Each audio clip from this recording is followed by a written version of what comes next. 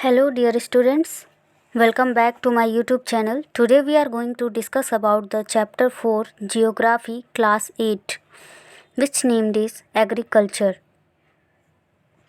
So let's start. In this chapter you will read about the agriculture. Gurmeet, Madho and Tina were walking through the village where they saw a farmer tilling land.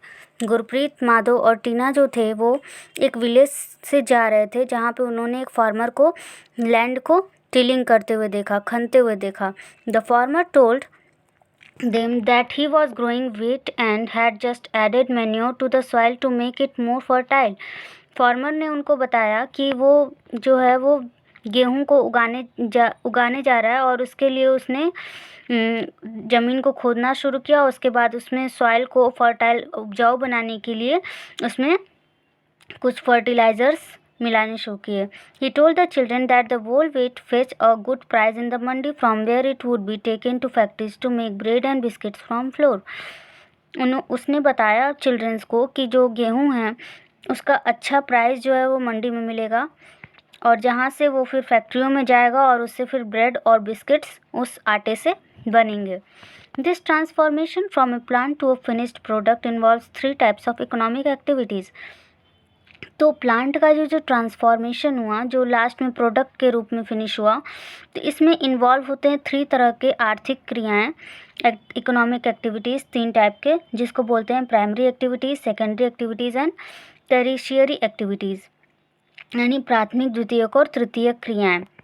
Let's know about what is primary activities. The primary activities include all those connected with in extraction and production of natural resources. Primary activities में क्या चीज़ें include होती हैं? जो कुछ भी हम natural resources से प्रोडक्ट यानी उससे जो कुछ भी उगाते हैं, एक्सट्रैक्शन करते हैं उसका, ये सारी चीज़ें प्राइमरी एक्टिविटीज़ में आ जाती हैं. जैसे कि एग्रीकल्चर हुआ, फिशिंग हुई, गैदरिंग आर गुड एग्जांपल्स. यानी कि एग्रीकल्चर खेती करना. फिशिंग में क्या होता है, नेचुरली हम फिश को क्या करते हैं, पानी से निकालते हैं. फिर गैदरिंग इकट्ठा करना. ये सारे एग्जांपल्स हैं प्राइमरी एक्टिविटीज़ के. सेकेंडरी एक्टिविटीज़ में वो सारे प्रोसेस हो गए जो इन प्राइमरी एक्टिविटीज़ के बाद किए जाते हैं. जो रिसोर्सेज हमें मिलती हैं प्राइमरी एक्टिविटीज़ से उन्हीं को सेकेंडरी एक्टिविटीज़ में रखा जाता है. जैसे कि गेहूँ हमने उगाया और उसके बाद फिर क्या हुआ, उससे हमने ब्रेड बनवा दिया. तो ये क्या हो गया, इससे मैन्युफैक्चरिंग हो गई, स्टील की हो गई. फिर बेकिंग ऑफ ब्रेड यानी कि उस गेहूं से ब्रेड बन गया. वीविंग ऑफ क्लॉथ यानी कपास की खेती के बाद क्या हुआ, उससे कपड़े बन गए. ये सारे एग्जांपल्स हो गए सेकेंडरी एक्टिविटीज़ के. अब थर्ड बात करते हैं टेरिशियरी एक्टिविटीज़ की. टेरिशियरी एक्टिविटीज़ जो होता है हमें प्रोवाइड करते हैं कई तरह के सपोर्ट जो प्राइमरी एक्टिविटीज़ और सेकेंडरी एक्टिविटीज़ को प्रोवाइड कराते हैं. और ये क्या है, transport, trade, banking, insurance, advertising are examples of tertiary activities. तो ट्रांसपोर्ट किस लिए ज़रूरत होगी? अब देखिए प्राइमरी एक्टिविटीज़ और सेकेंडरी एक्टिविटीज़ को टेरिशियरी एक्टिविटीज़ यानी जो तृतीय क्रियाएं हैं ये इनको सहारा देती हैं. जैसे कि अब जो कुछ भी मैन्युफैक्चरिंग में बन गया ब्रेड वगैरह, तो अब इसको ट्रांसपोर्ट करके कहीं और भेजना होगा जो कि इंपोर्ट और एक्सपोर्ट वाला काम होता है, तो इसके लिए भी ट्रांसपोर्टेशन में खर्च होगा. ट्रेड व्यापार के लिए, बैंकिंग, अब जो बने हुए माल हैं उनको बेचने के लिए कुछ तो पैसे चाहिए होंगे, और फसल की बीमा, ये सारी चीज़ें एडवर्टाइजिंग के लिए. तो ये सारे एग्जांपल आ गए टेरिशियरी एक्टिविटीज़ में. तो एग्रीकल्चर जो है वो प्राइमरी एक्टिविटी है. It includes growing crops, fruits, vegetables, flowers and rearing of live stocks. Agriculture जो है वो इंक्लूड करता है क्रॉप्स को उगाना, फ्रूट्स, वेजिटेबल्स, फ्लावर्स और यहाँ तक कि जो भी जानवर पालते हैं लोग, ये सारी चीज़ें एग्रीकल्चर में आती हैं. हमारे वर्ल्ड में 50% पर्सन जो है वो एग्रीकल्चरल एक्टिविटीज़ में इन्वॉल्व हैं. 2/3 ऑफ इंडियाज़ पॉपुलेशन, इंडिया की जो पॉपुलेशन है उसका 2/3 पार्ट जो है वो इसी पे डिपेंड करता है, एग्रीकल्चर पे. तो प्राइमरी एक्टिविटीज़ के बारे में हमने पढ़ा कि जो सारी चीज़ें एक प्रोडक्शन और एक्सट्रैक्शन से रिलेटेड है नेचुरल रिसोर्सेज के, जिसमें कि एग्रीकल्चर, फिशिंग, गैदरिंग उसके कुछ एग्जांपल्स हैं. और सेकेंडरी एक्टिविटीज़ में आपने देखा कि जो भी प्रोडक्शन हुआ उसके बाद जो उससे मैन्युफैक्चरिंग का काम हुआ, जैसे कि स्टील की मैन्युफैक्चरिंग हो गई, ब्रेड बनाना या कपड़े बुनना, ये सारी चीज़ें इसमें, जैसे कि कपास से उसमें कलर डाल के कई सारे क्लोथ्स तैयार हो गए, तो ये सारे सेकेंडरी एक्टिविटीज़ में आ गए। और थर्ड एक्टिविटी होगी टेरिशरी, जो सपोर्ट करता है प्राइमरी और सेकेंडरी एक्टिविटीज़ को, जिसमें कि ट्रांसपोर्ट, ट्रेड, बैंकिंग, इंश्योरेंस, ये सारी चीज़ें आ गई। तो hope you have understood about the 3 activities which would have given in your book. So let's talk about the other topic. Agriculture के बारे में हमने पढ़ा कि एग्रीकल्चर जो होती है वो प्राइमरी एक्टिविटी होती है, और ये इंक्लूड करती है क्रॉप्स को उगाने में, फ्रूट्स, वेजिटेबल्स, फ्लावर्स, ये सारी चीज़ें जो हम करते हैं। और इसमें हमारे 50% लोग जो हैं वो इंगेज्ड हैं। हमारे इंडिया का 2.3 पार्ट जो है वो इसमें डिपेंडेंट करता है। फेवरेबल और एग्रीकल्चर, अब ये जो नीचे मैप दिया हुआ है इसमें आप देख सकते हैं कि जो चीज़ें ग्रीन कलर से दिखाई गई हैं, इसमें क्या है, ये सारे जो लैंड हैं वो वर्ल्ड के डिस्ट्रीब्यूशन है, जहाँ पे उपजाऊ भूमि है, जहाँ पे खेती के लिए ज़मीन लायक की है, उसको दिखाया गया है। अब बात करते हैं favourable topography of soil and climate of whittle for agriculture activity. Agricultural activities के लिए ज़मीन किस तरह की होनी चाहिए, वहाँ की मिट्टी, वहाँ का क्लाइमेट, ये सारी चीज़ें ज़रूरी होती हैं। तो land on which the crops are grown is known as arable land, यानी जिस लैंड पर ज़मीन मतलब जिस लैंड पर फसलें उगाई जा सकती हैं उस लैंड को अरेबल लैंड बोलते हैं। मैप में आप देख सकते हैं कि एग्रीकल्चर एक्टिविटी जो है वो कॉन्सेंट्रेट की है इन वर्ल्ड के इन दोज रीजन्स, यानी उन रीजन्स में जहाँ पे सूटेबल लैंड है क्रॉप्स को ग्रो करने के लिए।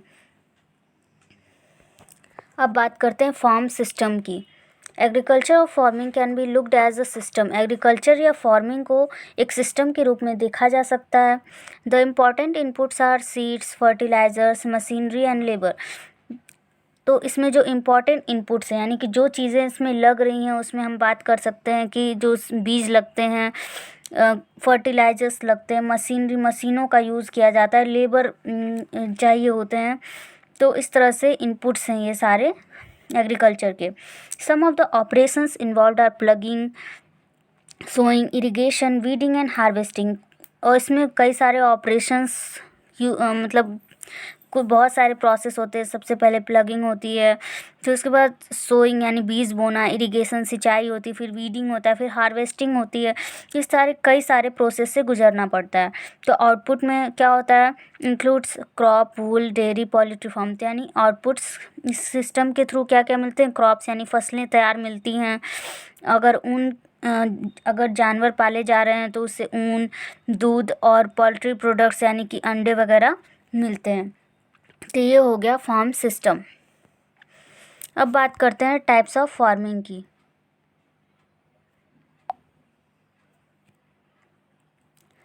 Farming is practised in various ways across the world. Farming को अलग अलग तरीके से पूरे वर्ल्ड में किया जाता है, depending upon the geographical conditions, यानी कि जियोग्राफिकल कंडीशंस पे डिपेंड होता है फार्मिंग। डिमांड ऑफ प्रोड्यूस, कितनी डिमांड होती है उस चीज़ की जिसको हम उगा रहे हैं, लेबर कितना मिल रहा है, टेक्नोलॉजी का लेवल क्या है, बेसिक टेक्नोलॉजी यूज़ की जा रही है यानी पुरानी टेक्नोलॉजी यूज़ किया जा रही है, नया टेक्नोलॉजी यूज़ किया जा रहा है। Farming can be classified into 2 main types. तो फार्मिंग को इस बेस पे 2 टाइप में बांटा जाता है। These are subsistence farming and commercial farming. तो जो 2 टाइप हैं इसके वो हैं subsistence farming and commercial farming. अब बात करते हैं सब्सिस्टेंस फार्मिंग की। This type of farming is practised to meet the needs of farmers family. Traditionally low levels of technology and हाउस होल्ड labour are use to produce on small output. तो जो subsistence farming होती है इसको कहते हैं निर्वाह कृषि। निर्वाह कृषि का मतलब क्या होता है कि जब फार्मर सिर्फ और सिर्फ अपनी फैमिली को सपोर्ट करने के लिए, अपने फैमिली का गुजारा करने के लिए खेती करता है स्मॉल इनपुट्स का यूज़ करके और जो लो लेवल की टेक्नोलॉजी यूज़ करके, तो उस तरह की जो फार्मिंग होती है उसको सब्सिस्टेंस फार्मिंग बोलते हैं। तो इस तरह की फार्मिंग में क्या होता है, फैमिली की नीड को पूरा करने के लिए फार्मिंग की जाती है। और ये फार्मिंग जो होती है वो ट्रेडिशनली इसमें लो लेवल की टेक्नोलॉजी यूज़ की जाती है, और जो लेबर होते हैं वो घर के लेबर काम करते हैं इसमें। और जो प्रोडक्शन होता है उसका जो आउटपुट होता है वो बहुत कम होता है। अब जाहिर सी बात है कि जब कम टेक्नोलॉजी मतलब का जो स्तर है वो नीचा होगा और लेबर भी कम होंगे तो उसका जो आउटपुट होगा वो कम ही होगा। Subsistence farming can be further classified into intensive subsistence and primitive subsistence farming. तो इसको दो भागों में बांटा गया है आगे भी। अब बात करते हैं इंटेंसिव सब्सिस्टेंस एग्रीकल्चर। इसमें क्या होता है, the farmer cultivates a small plot of land using simple tools and more labour. इसमें फार्मर जो है वो कल्टिवेट करता है छोटे एरिया को, छोटे प्लॉट को लैंड के, और किसके साथ, सिंपल टूल्स यानी इजी औजारों के साथ और कम लेबर के साथ। Climate with large number of days with sunshine and fertile soils permit growing of more than one crop annually on the same plot. Climate जो होते हैं लार्ज नंबर ऑफ डेज यानी कई दिनों की धूप और जो मिट्टी का उपजाऊपन है उससे जो भी क्रॉप होते हैं वो एनुअली मतलब साल भर में ही एक जगह पे उगते हैं। तो rice is the main crop. यहाँ का जो राइस है, मतलब राइस जो है यहाँ का मेन क्रॉप है, मेन फसल है। अदर क्रॉप्स इंक्लूड वीट, मेज, pulses and oil seeds. Other crops की बात करें तो वीट, मेज, पल्सेस और ऑयल सीड्स भी यहाँ पे ग्रो किए जाते हैं। Intensive subsistence agriculture is prevalent in the thickly populated area. ये जो है, ये इस तरह का एग्रीकल्चर जो है वो मेनली थिकली पॉपुलेटेड एरियाज़ में, जहाँ पे मानसून रीजन होता है वहाँ पे किया जाता है। तो साउथ में, साउथ ईस्ट में एंड ईस्ट एशिया, ये एरियाज़ हैं जहाँ पे इंटेंसिव सब्सिस्टेंस फॉर एग्रीकल्चर किया जाता है। अब बात करते हैं primitive subsistence agriculture include shifting, cultivation and nomadic herding. अब प्रिमिटिव सब्सिस्टेंस की बात करते हैं जिसमें दो तरह के कल्टीवेशन आते हैं, एक शिफ्टिंग कल्टीवेशन और दूसरा नोमैडिक हर्डिंग। शिफ्टिंग कल्टीवेशन मतलब खेती और शिफ्टिंग मतलब शिफ्ट करना एक जगह से दूसरे जगह। शिफ्टिंग कल्टीवेशन मीन्स ये कहाँ पे, thickly forest areas of Amazon basin. इस तरह की जो खेती है वो कहाँ पे की जाती है, थिकली फॉरेस्ट, यहाँ जहाँ पे जंगल ज़्यादा पाए जाते हैं, जैसे कि Amazon basin, tropical Africa, parts of south east Asia और north east India. These are the areas of heavy rainfall and quick regeneration of vegetation. ये जो areas हैं यहाँ पे heavy rainfall होती है।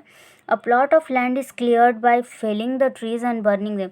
यहाँ का जो land है उसको clear किया जाता है tree को cut करके और फिर उसको जला दिया जाता है उस land को। The ashes are then mixed with the soil and crops like maize, yam, potato and cassava are grown. cassava के बारे में आपने प्रीवियस क्लासेस में पढ़ा हुआ है। तो जो जलने के बाद एसेज बचती हैं वो मिट्टी में मिल जाती हैं और उसके बाद वो उपजाऊ हो जाती है और फिर उस पर क्रॉप्स उगाए जाते हैं। कौन कौन से, मेज, यैम, पोटैटो और कसावा। और इसके बाद क्या होती है, सॉइल जब एक साल मतलब लगातार ये खेती करते चले जाते हैं, फिर जब देखते हैं कि सॉइल अपनी फर्टिलिटी लॉस कर देती है, अपनी फर्टिलिटी कम कर देती है, मतलब उपजाऊपन जब मिट्टी का ख़त्म हो जाता है, तो इस लैंड को छोड़कर दूसरे जगह को बना लेते हैं। दूसरे जगह पे फिर से वो क्या करते हैं, पेड़ों की काट के और जंगल को जला के उसके बाद वहाँ पे फिर से खेती करने लगते। तो इस तरह की खेती को शिफ्टिंग कल्टीवेशन बोलते हैं और इसको दूसरे नाम से भी जानते हैं, स्लैश एंड बर्न एग्रीकल्चर। इस तरह की खेती को, शिफ्टिंग कल्टीवेशन को अलग अलग जगहों पे वर्ल्ड के अलग अलग नाम से जाना जाता है। जैसे कि जूमिंग, इस जूमिंग को नॉर्थ ईस्ट इंडिया में बोला जाता है। मिल्पा कहाँ बोलते हैं इस तरह की खेती को, मैक्सिको में मिल्पा बोलते हैं, ब्राज़ील में रोका एंड मलेशिया में लदांग। तो ये नाम आप ये रिमेंबर रखिए, ये नाम जो है वो पूछे जाते हैं एग्ज़ाम में। अब बात करते हैं नोमैडिक हर्डिंग की। नोमैडिक हर्डिंग जो होता है वो क्या है, नोमैडिक मतलब खाना बदोश जीवन। जो लोग एक जगह से दूसरे जगह पे, उनका परमानेंट कोई जगह नहीं होता रहने का, तो वो एक जगह से दूसरे जगह अपना मतलब जो निवास स्थान है वो चेंज करते रहते हैं। तो इस तरह की जो खेती होती है वो सहारा, यानी सहारा तो आप जानते हैं कि वो कहाँ, सहारा जो है वो एक डेज़र्ट है जहाँ पे खेती करने की ज़मीन नहीं है। यानी कि ये खेती जो है, इस तरह की कल्टीवेशन जो है उन जगहों पे की जाती है जहाँ पे खेती के लिए सूटेबल लैंड नहीं मिल पाता है। तो नोमैडिक हर्डिंग जो है वो semi arid, arid regions of Sahara, central Asia and some parts of India, India के भी कुछ पार्ट्स में जैसे कि राजस्थान एंड जम्मू कश्मीर में किया जाता है। इस तरह की फार्मिंग में herdsman move from place to place, एक जगह से दूसरी जगह मूव करते हैं अपने एनिमल्स के साथ, फॉडर उनके चारे के साथ, and water along defined routes, और पानी के साथ। This type of movement arises in response to climate constraints and terrain. Sheep, camel, yak and goats are most commonly reared. और वे जानवरों को भी पालते हैं जिसमें कि कौन कौन से जानवरों के सीप, camel, yak, goats. They provide milk, meat, wool, hides and other products to herders and their family. तो ये क्या जो जानवर ये पालते हैं उससे इनको मिल्क, मीट, वूल, हाइड्स यानी जो जानवरों की स्किन होती है, खाल जिसको बोलते हैं, वो भी इनको मिलता है जानवरों से. और कई तरह के अलग प्रोडक्ट्स भी हैं जिनको हर्डर्स को मिलता है जानवर पालने से और उनकी फैमिलियों को. तो इस तरह से इनको सपोर्ट हो जाता है. तो ये हो गई nomadic herding.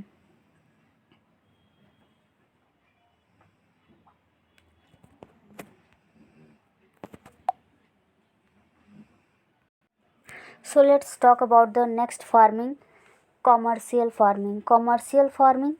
In commercial farming, crops are grown and animals are reared for sale in market. Commercial farming में जो फसलें होती हैं और जो जानवरों को पाला जाता है और जो फसलें उगाई जाती हैं उनका जो मेन पर्पज़ होता है वो उनको मार्केट में बेचना होता है.